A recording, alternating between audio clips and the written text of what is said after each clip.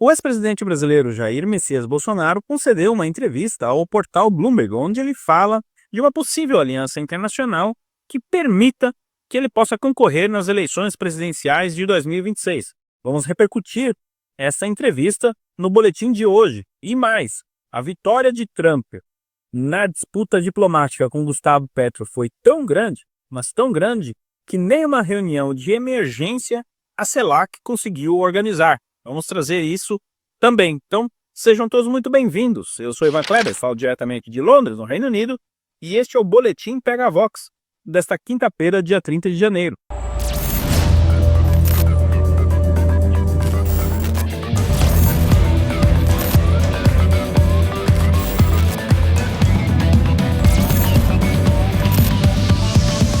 Fracassou a tentativa da CELAC, melhor dizendo, do presidente colombiano Gustavo Petro, de organizar uma reunião de emergência da CELAC em Honduras para debater como Donald Trump vem administrando a questão da imigração, melhor dizendo, dos imigrantes ilegais da América Latina que moram nos Estados Unidos, a questão das deportações.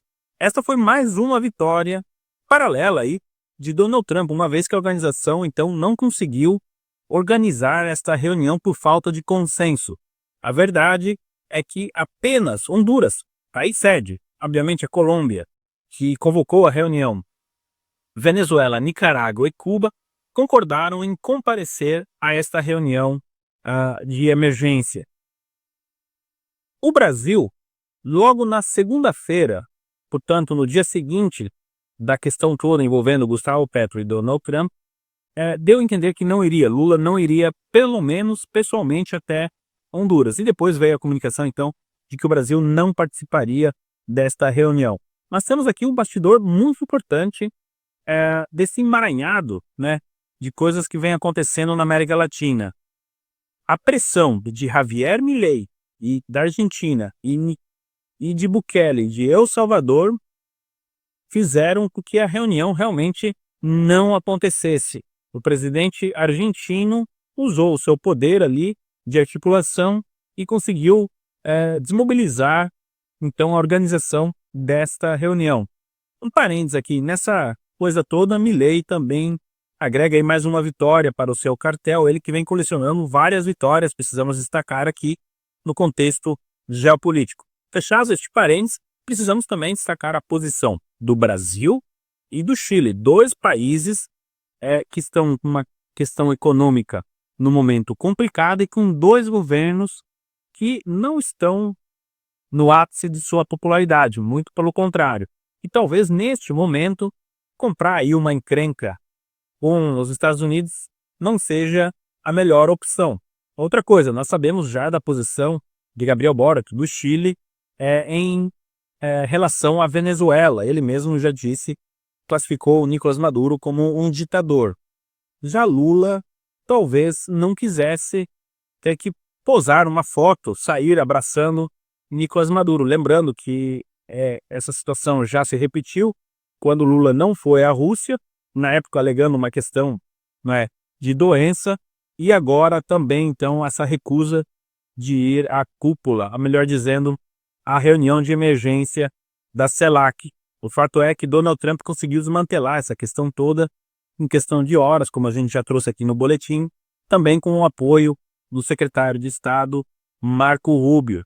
Então, Donald Trump, nesse contexto, coleciona aí 2 vitórias em menos de 10 dias desde que assumiu a presidência dos Estados Unidos, mandando, como a emissora BBC News disse, um recado para todos os países do mundo. Obviamente, o recado não foi somente para Gustavo Petro. Durante um embate com Donald Trump, o presidente colombiano Gustavo Petro usou uma velha tática comunista, ou seja, a corrupção da linguagem. Ele também usou questões internas dos Estados Unidos, citando a cidade de Washington, a capital americana, e das divisões, entre latinos e negros que moram na cidade. Agora, para entendermos um pouco melhor esta corrupção da linguagem, nada melhor do que o livro A Corrupção da Linguagem e a Propaganda Comunista, uma das obras-primas, talvez, do grande escritor Dr. Plínio Corrêa de Oliveira. Outro exemplo dessa corrupção de linguagem foi na questão toda envolvendo o PIX e o governo brasileiro recentemente, que aconteceu nos últimos dias, não é? E também durante a campanha, em 2024, Kamala Harris não usava a palavra aborto, mas sim direitos reprodutivos. Tudo isso, então, entra nesta corrupção da linguagem, para que os comunistas possam, então, colocar a sua propaganda. E onde os senhores encontram esse livro? Aqui na livraria Pegavox. E o link de acesso direto para que você possa adquirir este livro já está aqui mesmo na descrição deste vídeo. Lembrando que ao fazê-lo você contribui com o trabalho e o projeto Pegavox. Desde já a todos, muito obrigado pela colaboração. O ex-presidente brasileiro Jair Messias Bolsonaro concedeu uma entrevista ao portal Bloomberg.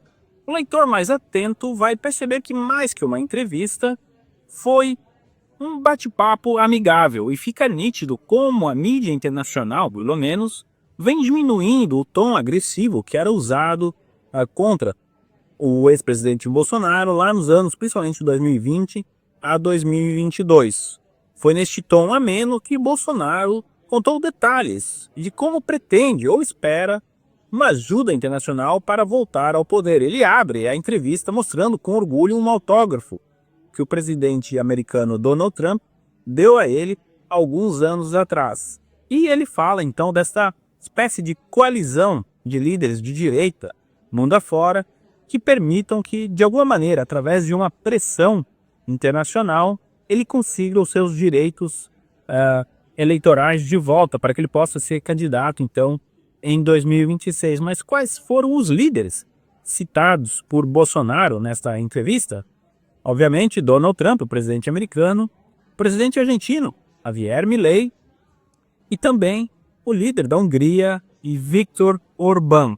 Não está claro como Bolsonaro pretende conseguir ajuda deles e como que tipo de pressão poderia ser exercida por esses líderes nas autoridades brasileiras para que ele possa ser candidato em 2026.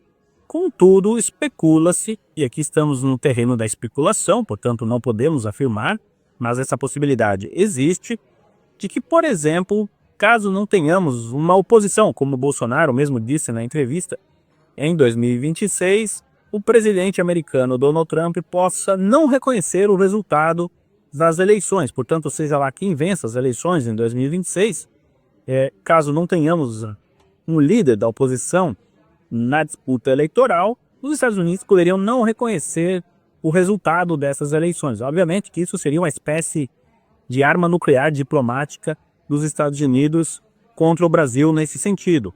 O que poderia, e aí sim, levar com que outros países pudessem exercer essa pressão em cima, então, das autoridades, permitindo que Bolsonaro seja candidato em 2026.